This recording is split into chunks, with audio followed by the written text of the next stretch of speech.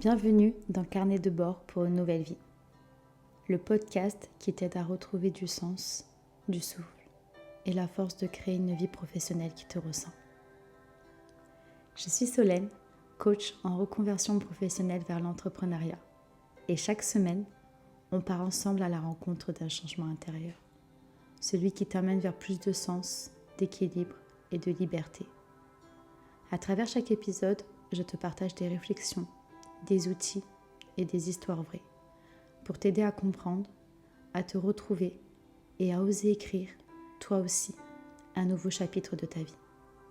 Parce que ta nouvelle vie, elle commence ici.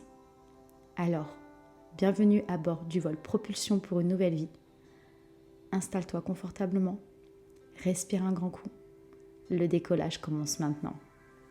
Hello à toi, je suis ravie de te retrouver cette semaine pour un nouvel épisode de podcast « Comment changer de vie professionnelle sans tout plaquer ?» Parce que oui, tu l'as bien entendu, on peut changer de vie professionnelle sans tout plaquer du jour au lendemain. Oui, c'est possible. Et aujourd'hui, je vais te dire les choses de manière très cash. Non, tu n'as pas besoin de jeter ton CDI par la fenêtre, de claquer ta démission lundi matin sur le bureau de ton boss et de partir en mode YOLO, c'est bon, je vous mon business demain et ça y est, je me reconvertis. Non, se reconvertir aujourd'hui, peu importe la forme de reconversion et même quand tu veux te reconvertir vers l'entrepreneuriat, ça peut et surtout ça doit, et je dis bien ça doit, se faire de manière progressive pour limiter ton stress, pour limiter l'angoisse, la culpabilité, les doutes et tout ça, que ça se fasse à ton rythme. Donc, dans cet épisode, aujourd'hui, je vais te donner les solutions possibles pour changer de vie professionnelle de façon safe, stratégique, en adéquation avec qui tu es vraiment, avec ta vie actuelle, et tu vas voir qu'il y a plusieurs chemins et options que tu peux emprunter pour te reconvertir sereinement. Alors déjà, il me paraissait important de voir avec toi les 3 grandes étapes d'une reconversion.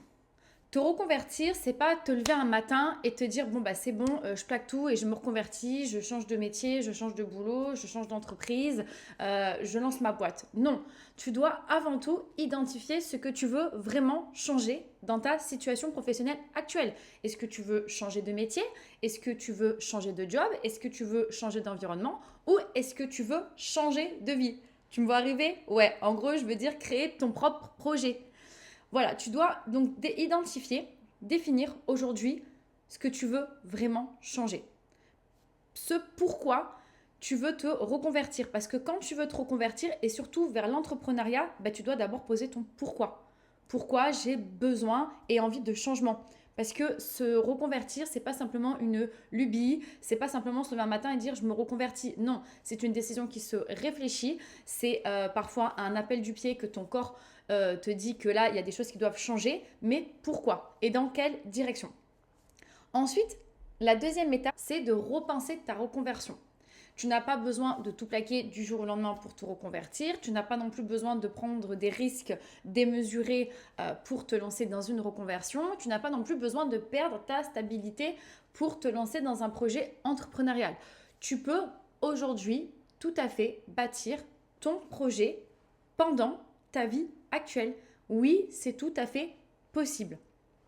Et ensuite, la troisième étape, c'est que tu dois actionner, mais actionner à ton rythme, en fonction de ta situation actuelle. Petit pas, plus petit pas, plus petit pas. Chaque pas que tu vas faire chaque jour vers ta reconversion, ça compte.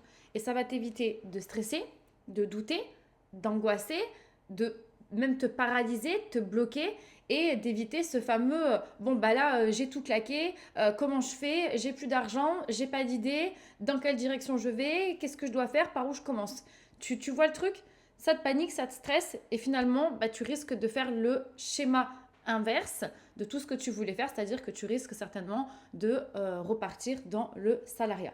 Et aujourd'hui, ce n'est pas forcément ce que tu souhaites. Donc voici les 3 grandes étapes d'une reconversion avant que tu te lances dedans, de savoir justement pourquoi tu souhaites te reconvertir. Maintenant, je te propose qu'on voit ensemble les options qui s'offrent à toi pour te reconvertir sans prendre de risques aujourd'hui. Et là, tu vas voir que tu es loin d'être coincé et bloqué dans ta situation. Il y a une première option qui est la plus courante, c'est tout simplement de garder ton CDI et de lancer ton side project. C'est un peu la base des bases, c'est-à-dire qu'aujourd'hui, tu gardes ton poste actuel, donc ton salaire actuel, et en parallèle, tu travailles sur ton futur projet. C'est-à-dire que tu vas trouver l'idée de projet, valider ce projet, le construire, le tester, l'ajuster, tout ça en parallèle de ton job actuel. Donc ça va te permettre de pouvoir valider ton client idéal, ton positionnement, par exemple.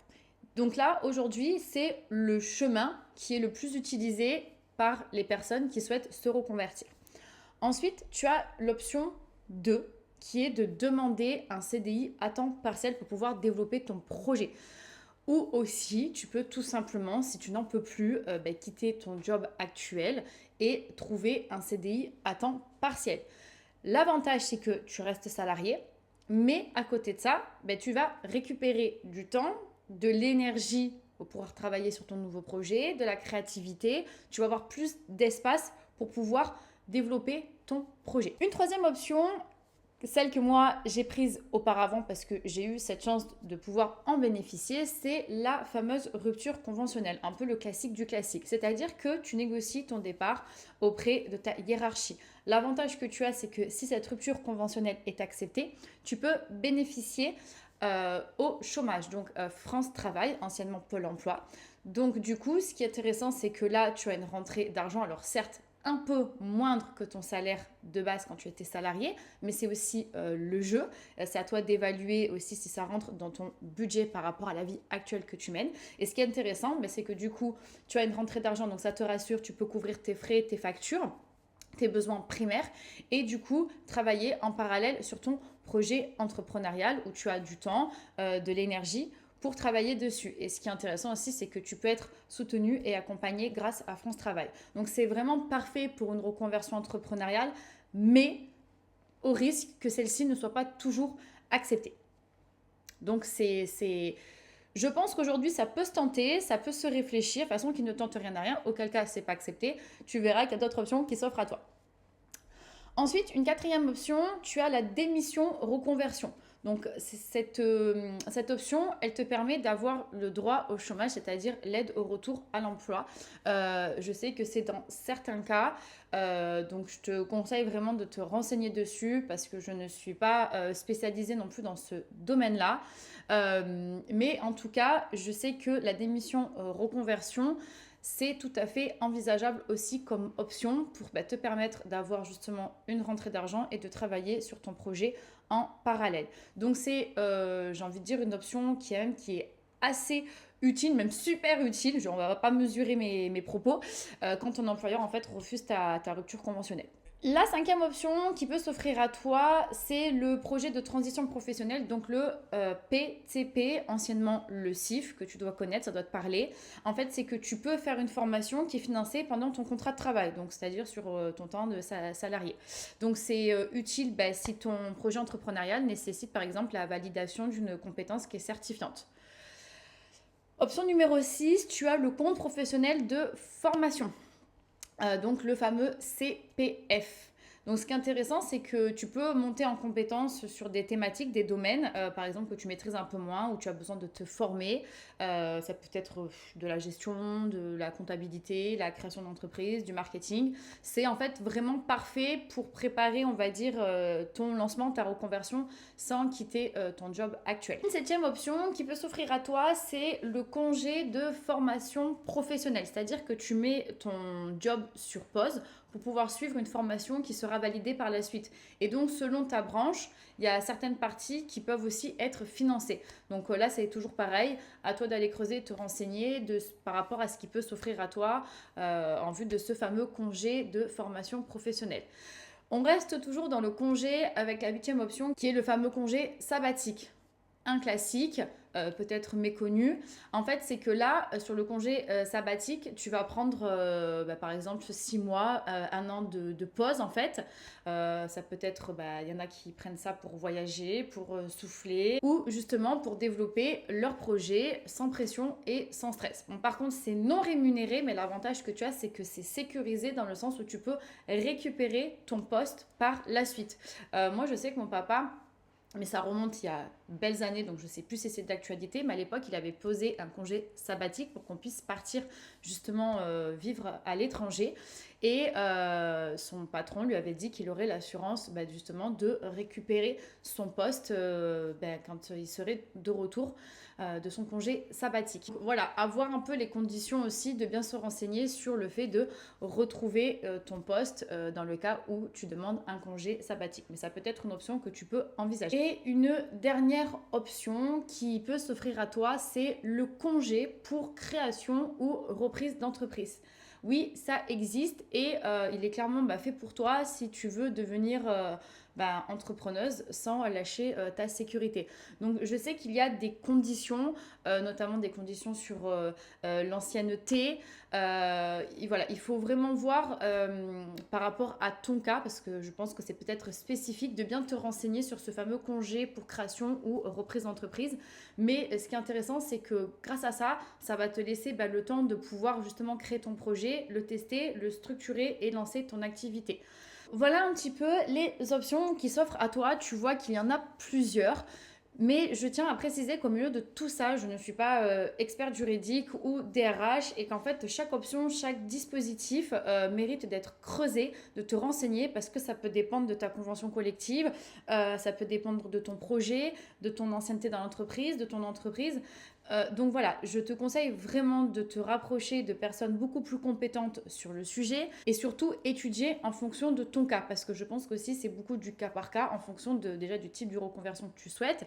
Moi là je suis orientée sur la reconversion professionnelle vers l'entrepreneuriat. Tout ce que je t'ai cité justement est en lien avec ce type de reconversion mais c'est tout à fait envisageable dans le cas où tu veux changer de job ou changer d'environnement bien évidemment.